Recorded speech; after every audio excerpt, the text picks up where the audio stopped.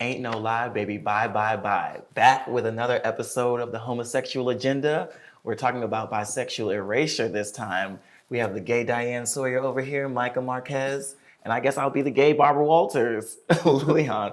We're going to talk about bisexual issues, if it's real, if it's a mythical unicorn that people just want to have a little bit of this, a little bit of that, or are there things we're not talking about with actual bisexual people being on the spectrum of just gay all the way straight? How do you fall in the middle?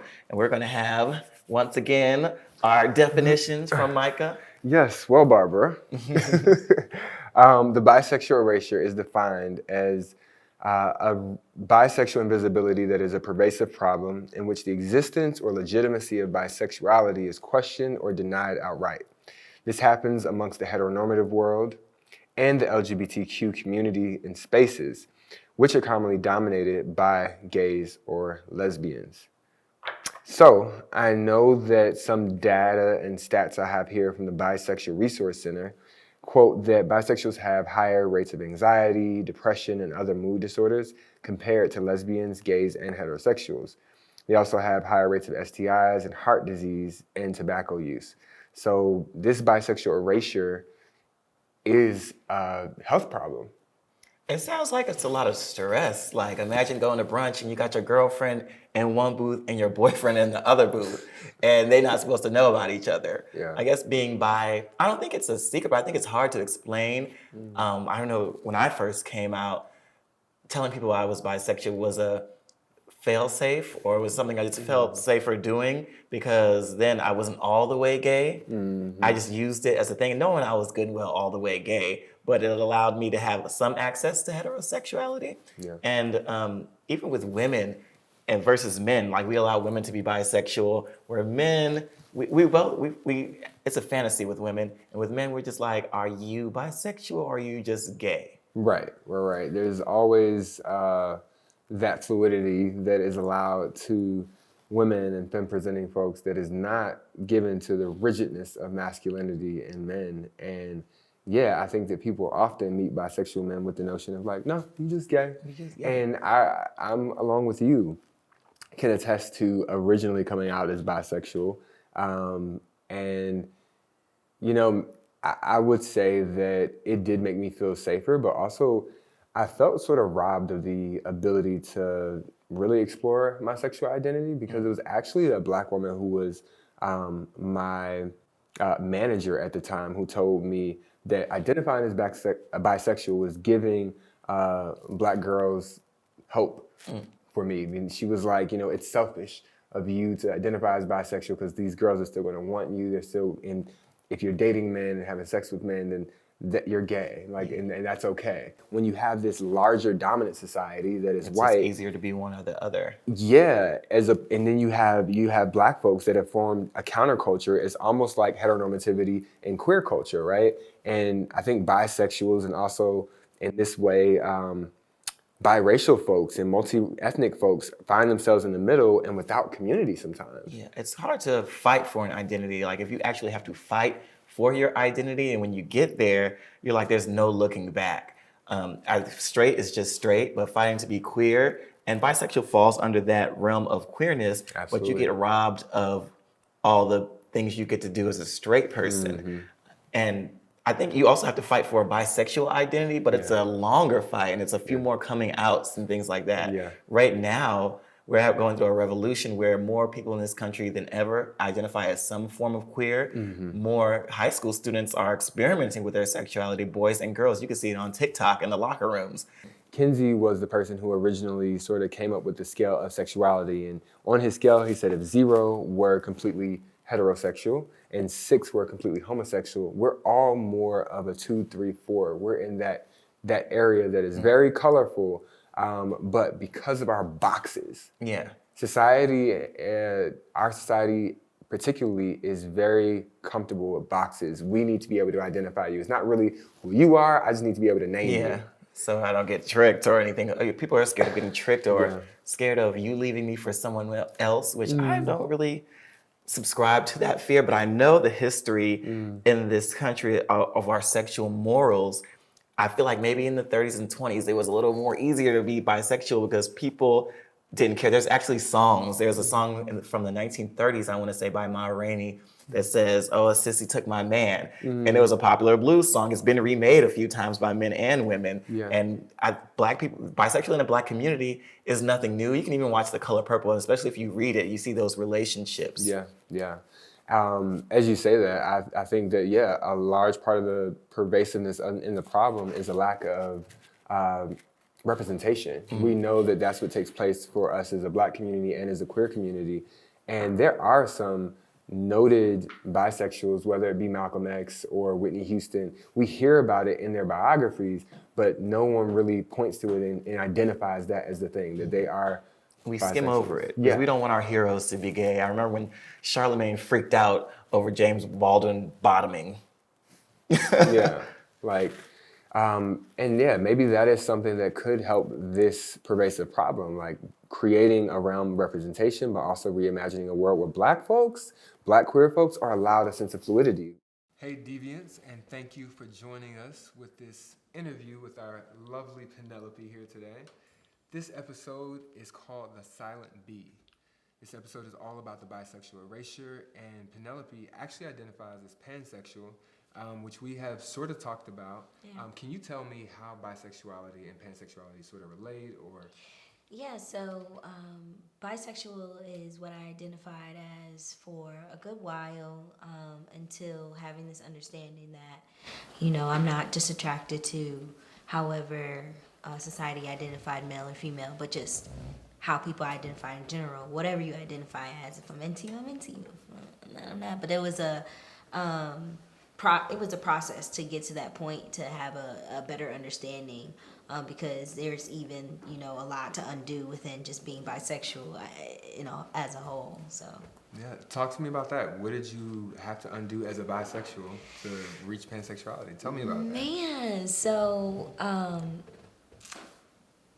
what did I have to undo? I would say more of what I had to become aware of rather than what I had to undo, because coming from my background, for one, is very religious background, and spirituality and faith have been like the center focus of my life, and it's actually the center of a lot of work that I do in the LGBT community. Yeah. But coming to this understanding of how relationship and intimacy, how that really, what that really was, and a lot of times we, in my space, we denote or put intimacy as sex, and it's very like just black and white of what intimacy would be, and I began to understand that I was intimately connecting with women, with men, with non-binary individuals, and having an understanding of what it meant for me to connect to someone and stop putting labels that I've been given. Labels are thrown everywhere, so you just pick one up if it just seems right, especially when you're trying to come into yourself, you're trying to come into your identity. And just to come to a space of like labels, like they're cool for the justification of us like trying to have our voices heard, that we are different, we are not the same, we are not monolithic. However, I'm big on like, I don't need a label, fuck the box. I'm very much so fuck the box. Fuck the box. Fuck it. Penelope, you are a beautiful person inside and out. What has it been like, your experience as a woman, as a beautiful person, navigating life as a bisexual woman, now as a pansexual woman? What is that like? Yeah. So that's one thing, is like, society, women, what are women to society? We're products, we're objects for the most part. And to be a beautiful woman, or a woman people are like, oh wow, you're gorgeous. It's not always comforting to go into a space and immediately be assumed that I am heterosexual, that I'm into men, that I want the advances, that I want, all of those things. It took me a while to even get comfortable around men because of my background. And, I came from an abusive home, even though it was a religious home. Mm-hmm. And so those things around how I even interpret the communication with a man, it took me a while to get to a level of comfortability to accept advances in certain ways. But feeling like I have been, oh, look how beautiful she is, and there's an expectation around what I want, there's an expectation around how I show up, how I identify, and it can be quite annoying, especially when in the space of like I love feminine energy, but I carry a lot of masculine energy as well. So it's like when I'm in this space and I'm like, ooh, yes, like I want all this feminine energy, not for the sake of my own, I've had women flat out other me, call me nasty, call me because I engage with men or I engage with non-binary individuals, like just in general, and it is like very surprising. And then at the same time to go and be around, men, whether if they're hetero, they're usually like, oh, that's cool, you like, you like whatever. But then I also encounter men who when I say that, I love who I love anybody. Oh, so you would date a queer man, or you would, a gay man, yeah, absolutely. And that has even put me in a position where men are like, I don't think I want to talk to you, or because they have these terrible meta narratives around sexuality and gender identity. But for me, I feel like I have to speak to the privilege that I have for being in spaces, and at times it works for me because I don't have to say anything. I don't have to, there's privilege in that, but it is also it's also emotional safety can be an issue for me sometimes, because people will say anything, they will spew off anything and not even care that you're there, because they already made an assumption about who you are as a whole. And so you have to sit there and then you have to make the decision, like, is it worth it for me to like correct your ass, or should I be silent in this moment for just my safety in general? So Yeah. I look at where you are as a person as being so sexually, spiritually, emotionally advanced, right? Like you exist so rare in the fact that you're genuine. You're authentic to who you are, and you haven't allowed this world to conform you.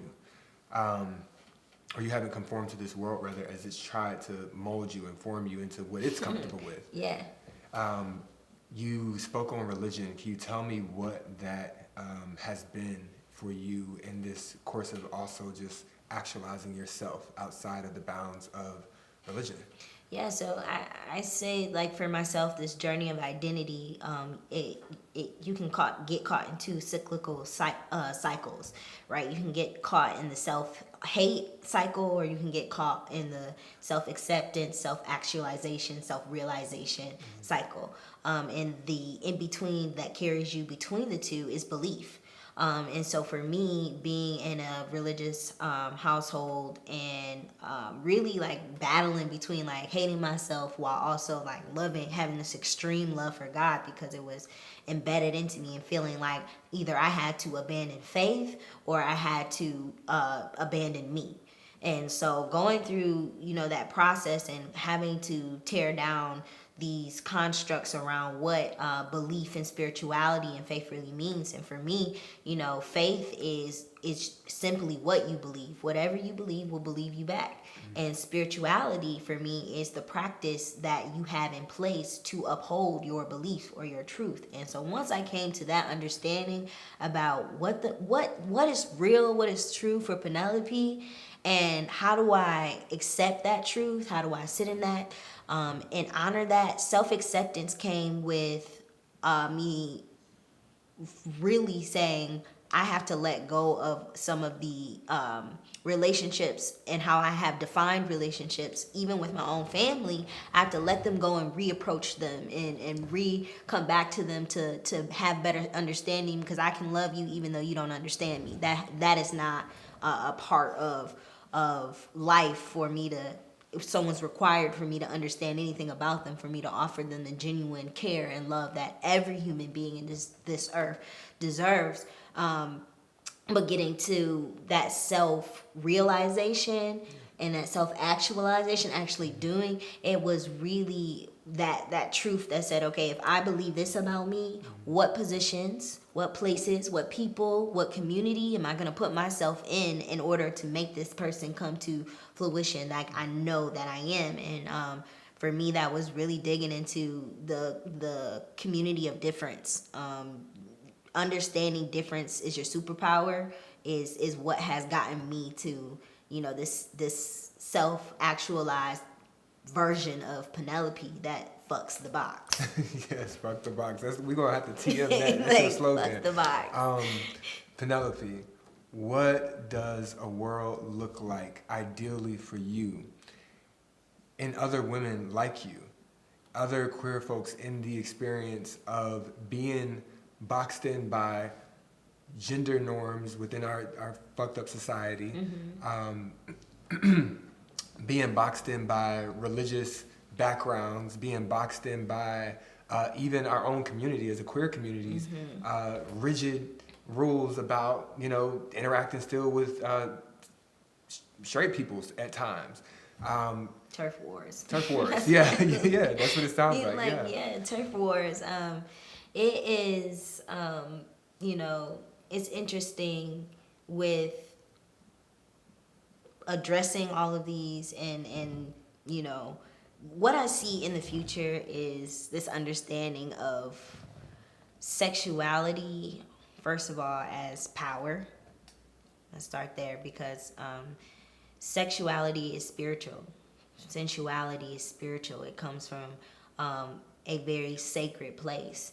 And so to have a better understanding about how sacred humanity is and how our engagement with one another and just with the earth that we share, the planet that we share with everything that's living, I see a future of full self-expression where these rigid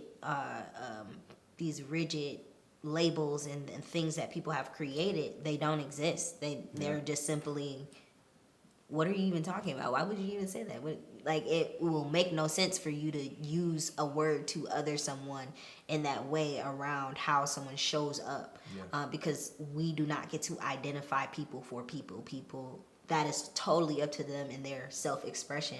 So that's, for me, is it in a place that is safe, a safe place that people can express. Because as someone who is in very religious spaces, traveled the country preaching, speaking, and having to stand up and say, when I'm speaking directly about faith and spirituality and belief, having to be clear on how to dissect this religious creation of, institutionalized religion and just spirit and just being, but a world where I don't have to go around explaining that. I don't have to go around telling people that they don't have to abandon their faith or belief systems, or they can create their own belief systems however they see fit to do that. And it's just as powerful as anything else. So that's what I see in the future. And especially for women, I want to say this specifically because I live in Atlanta. When you come here, people automatically say, there's one woman to every 10 men. 10 women to every 1 man, especially if you are straight. This is okay. There's 1 man to every 10 women, and then there's a big possibility that male may be queer. And so women, I've seen so many women pass up on men because of this man likes men too, or and I find it ridiculous. That's just my opinion. But we don't address the trauma around that as well. We don't address how we put men in positions to make them feel like, I have to choose one or the other. I have to be one or the other.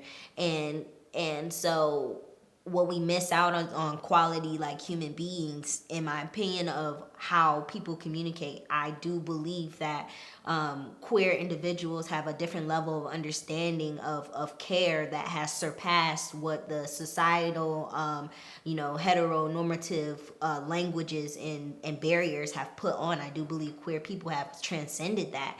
And so oftentimes what a woman is like looking for is like right in front of her face, because this man knows how to hold feminine energy and masculine energy. He's not just borrowing it. He's not just looking at it. He embodies it. He understands it. And so for me, it's like Atlanta ladies. Now, this ain't nobody fuck but y'all. You don't get what you want at this point. Yeah. So that's, That we're gonna have to bring you back for season 2 for another conversation, because there's certainly a conversation that needs to be had about how we talked about toxic masculinity, but we have not talked about how certain rigid Toxic structures, femininity.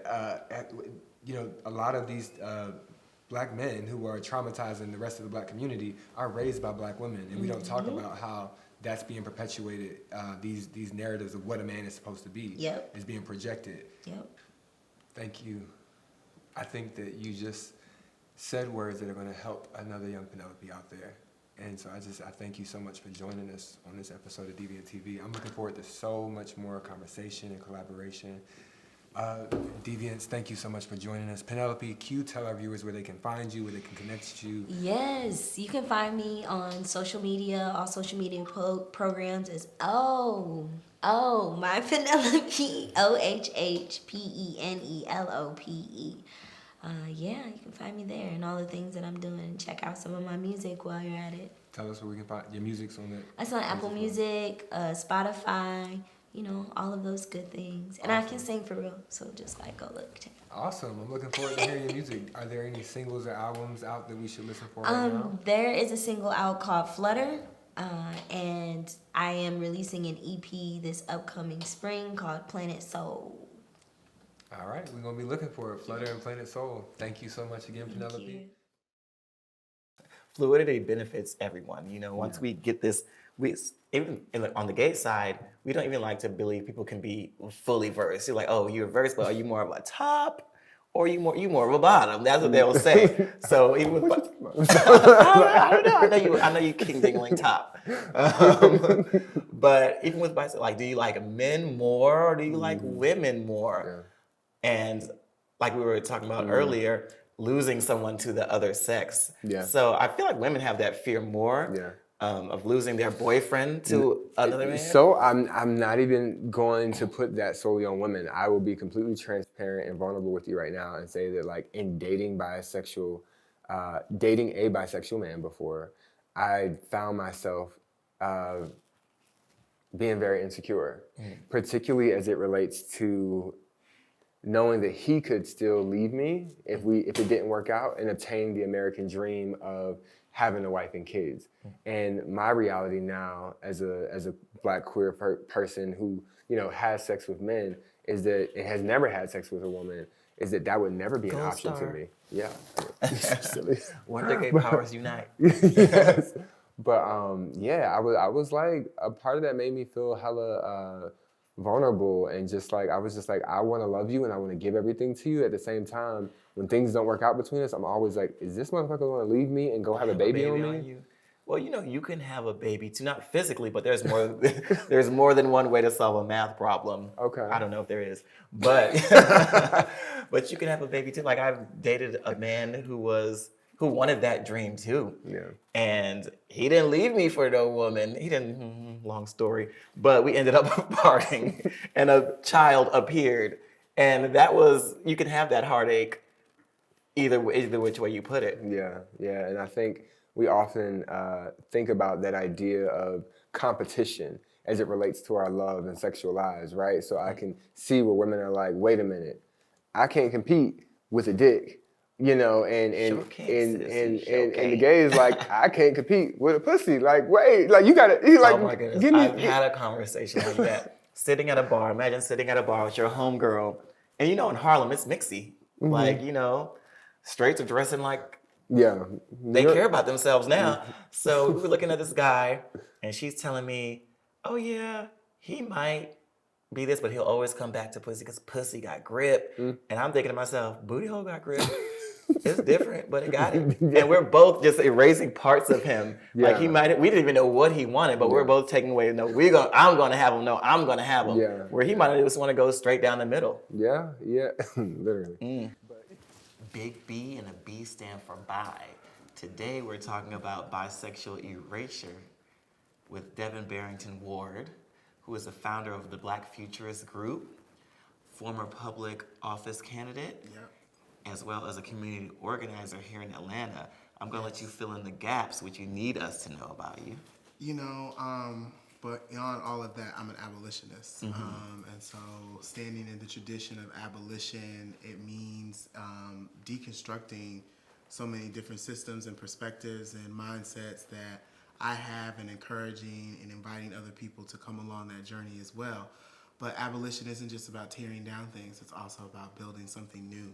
And I think the most important thing that we could build that's new is new perspectives. So I like to think of myself as a thought leader as well, as someone that brings my full self to any environment that I'm in. And so, you know, when I was running for office, I was also running for office as a proud, out, queer, bisexual, pansexual man. And that has created space for so many other people to be themselves as well. It definitely has, and you don't usually get that at the forefront so unapologetically, especially in politics, because I feel politicians are trying to appeal to everyone. And I like that you just said, this is who I am, this is who I'm going to be. Yeah. I know you're in a relationship. You've been in one for a little over a year. In June was a year. I know you're in a queer relationship. I am very much And now queer, yes. it's very much queer. Yes. And me trying to understand and trying to teach the world, we're talking about bisexual erasure.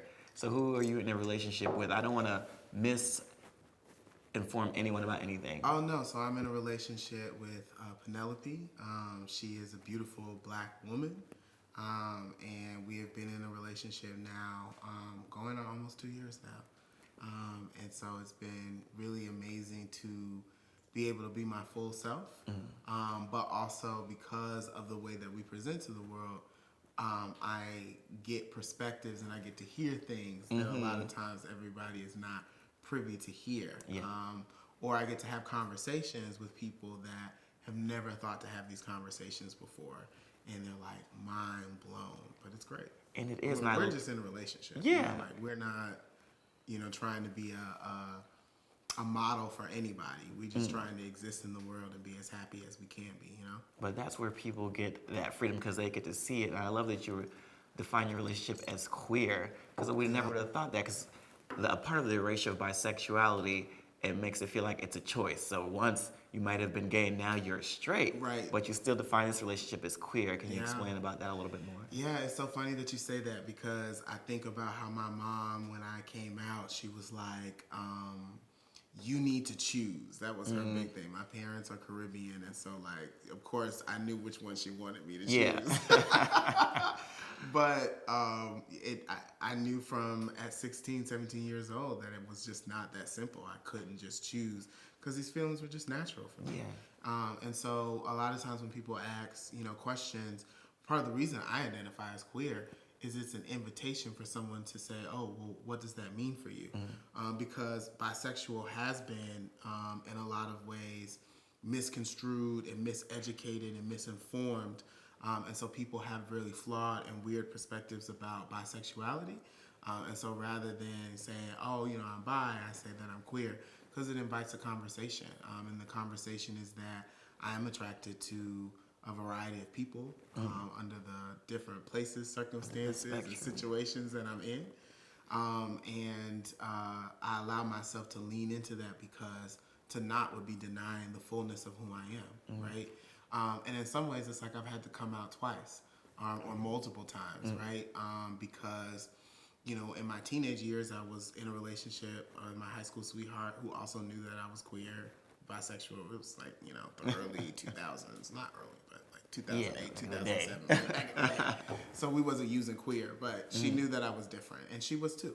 And then, you know, after that relationship had ended, I got immersed with the Butch Queens. And, you know, the Butch Queens, funny enough, sometimes I don't feel like I actually have as much space to be my full self. And so for many years, it was just easier, especially doing HIV prevention and advocacy work.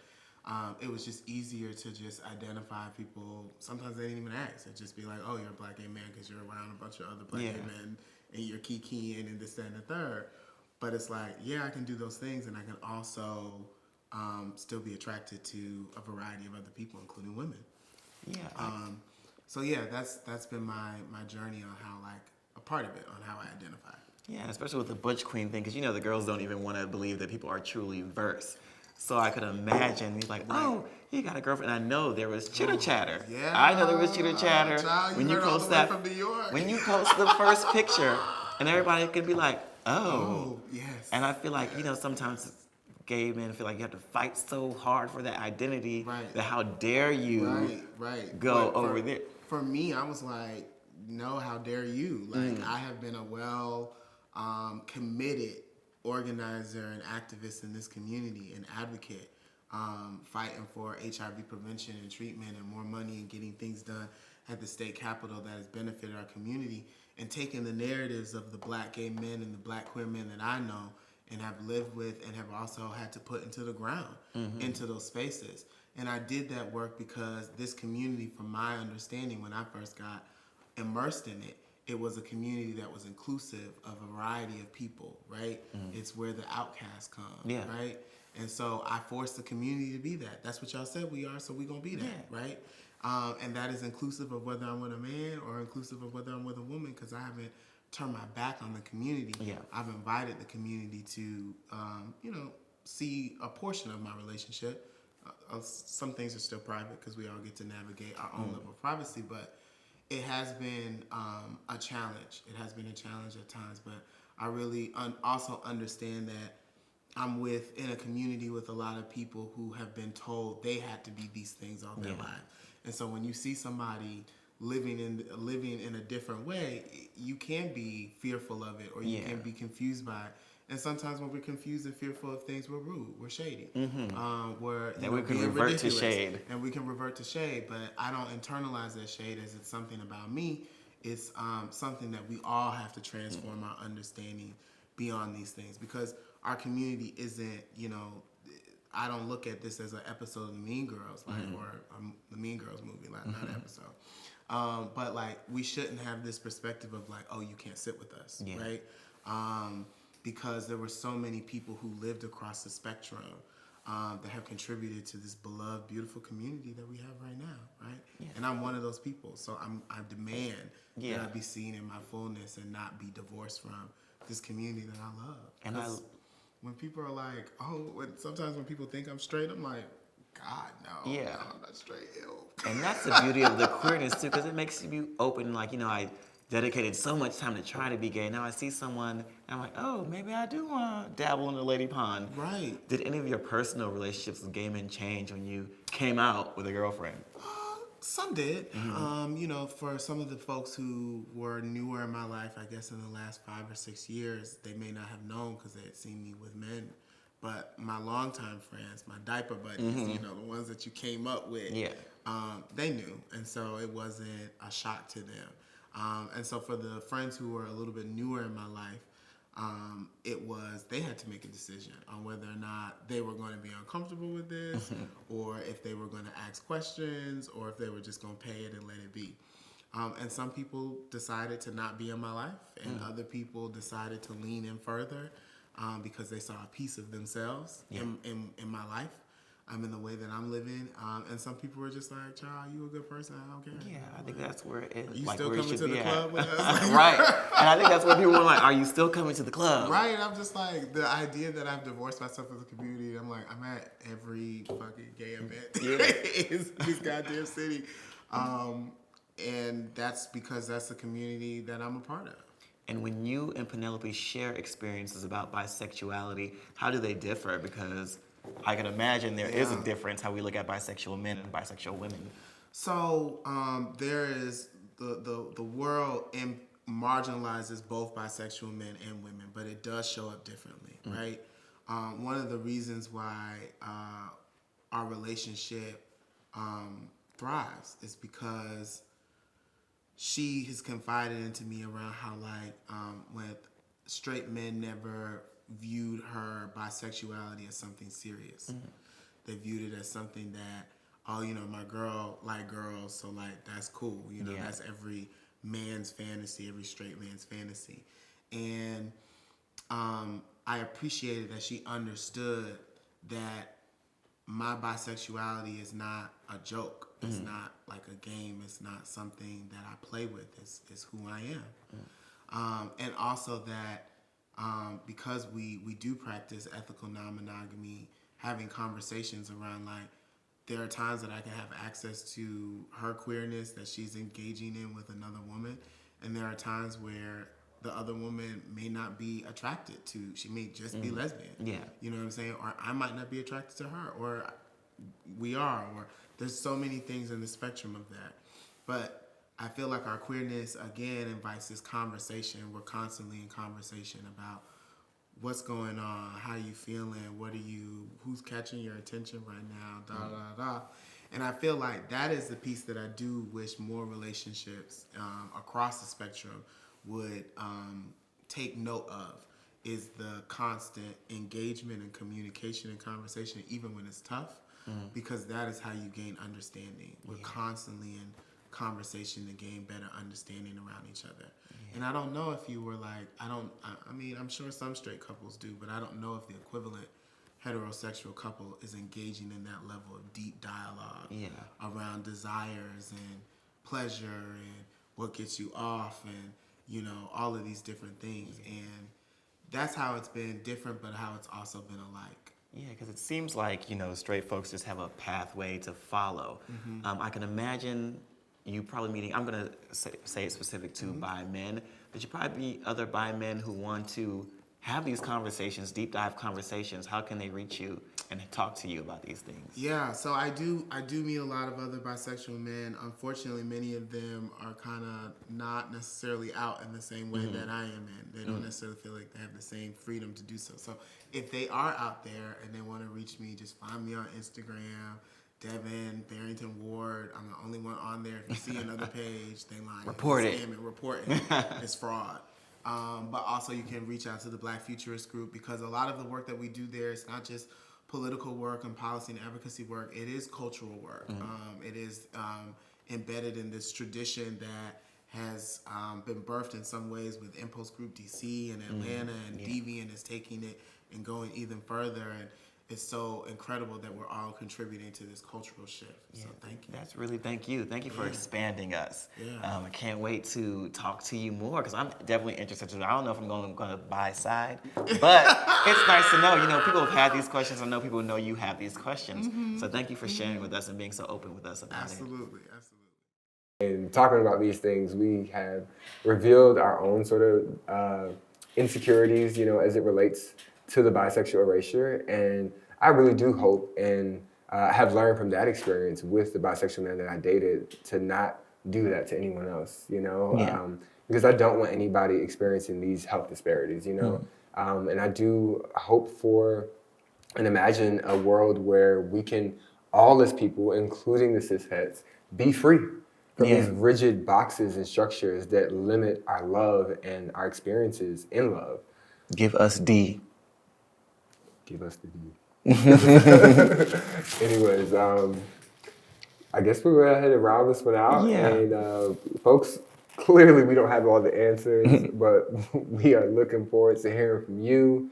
We're Gold Star Gays here, both Black and queer, but we do acknowledge that there is even privilege that we have amongst finding community.